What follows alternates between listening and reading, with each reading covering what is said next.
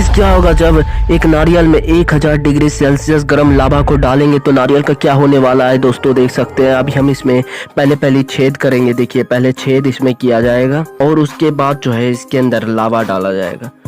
दोस्तों देख सकते हैं इसमें छेद हो चुका है और हम इसके अंदर अब लावा डालेंगे। देखिए अब इस नारियल के अंदर जैसे ही लावा डाला जाता है तो अंदर से नारियल फड़फड़ाना चालू कर देता है। क्या इस नारियल के अंदर तेल बनेगा और हम तेल को लगा पाएंगे?